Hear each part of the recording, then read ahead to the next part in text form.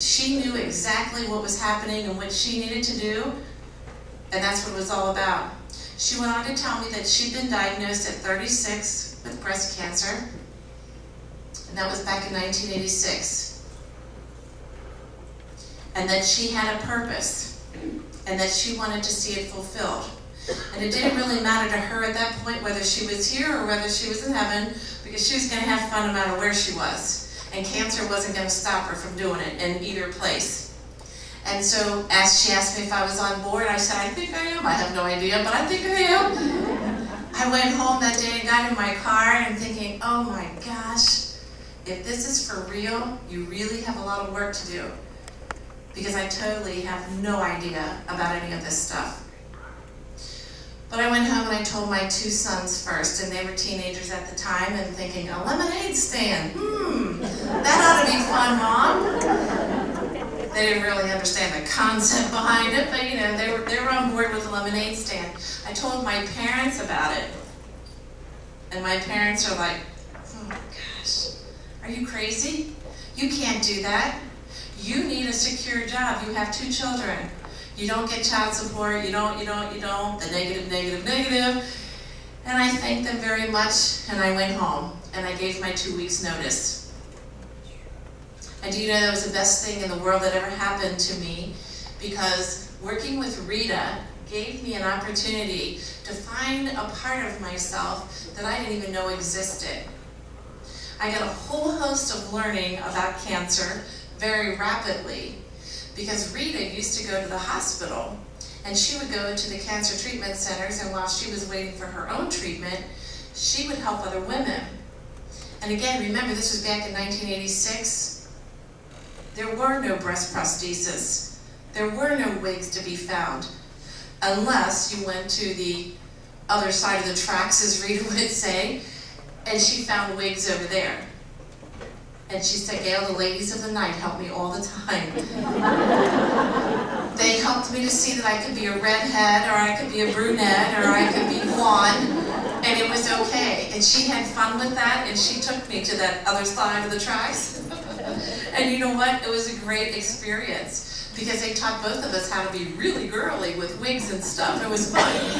I'd never worn one before, but I decided I better get with the program and learn, because if I'm going to work with other women, I needed to know what they were going to be going through. And so it was a wonderful, wonderful experience.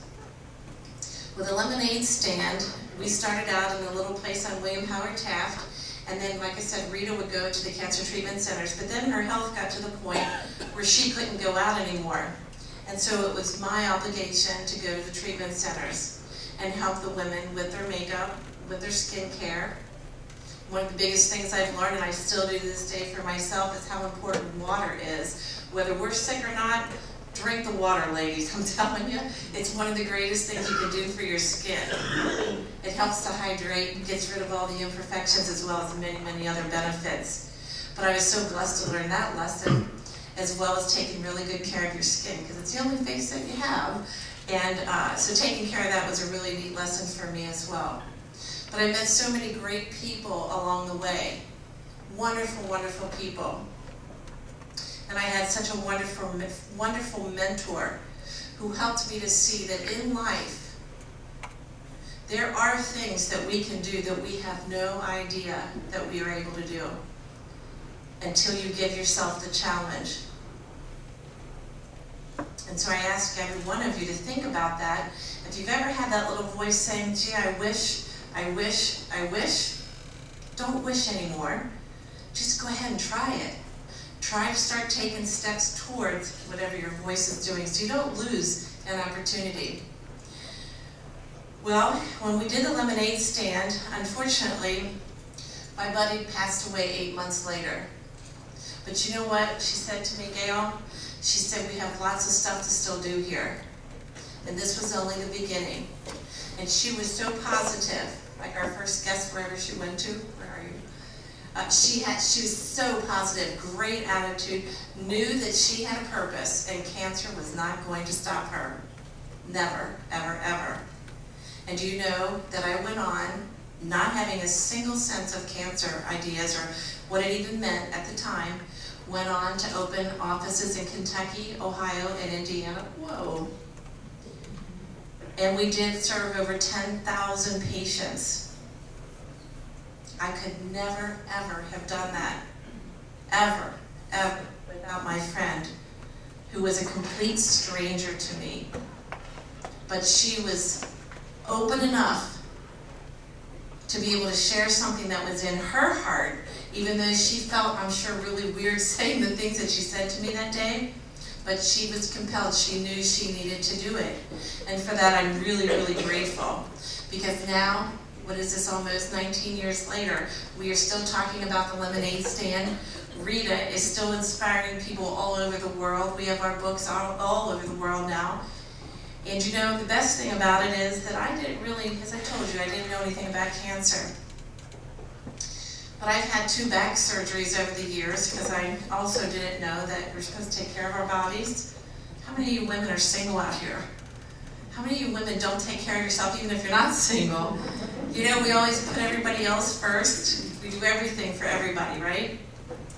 It's in our nature. But you know what? We are supposed to take care of ourselves.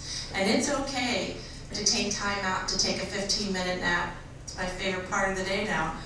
I gave myself permission to do that. But when I was younger, I did have the 2 back surgeries. I ran around, didn't even take the time off even when I had the surgeries. I kept on going, because I thought I was the only person that could get this stuff done. But then when I turned 50, and you heard the good doctor talking about doing their testing, and we need to do our mammograms, and we need to do the pap smears, and all these different things. Go to the gym. That was something that was not high on my priority list when I owned the business. However, I decided that I better take care of my body, since I was a little bit overweight. And so, as I started going back to the gym, I started having trouble with the hip. And believe it or not, I thought it was just because I was getting old and I need a little cranking here and there to help me out and get started again, maybe a little oil in the joints or something, and I could get started. Well, instead, they told me that I needed a hip replaced. And I thought, my goodness, now I've been a nurse for a long time, and I know that usually doesn't supposed to happen to people until we're older. But I guess I must have worn mine out a little too fast. So I was okay with that. I was like, okay, let's get it done. Well, while I was waiting, because the doctor couldn't do it for 3 months, and while I was waiting, I was in the process of writing a book, the one that I believe that you all have here tonight.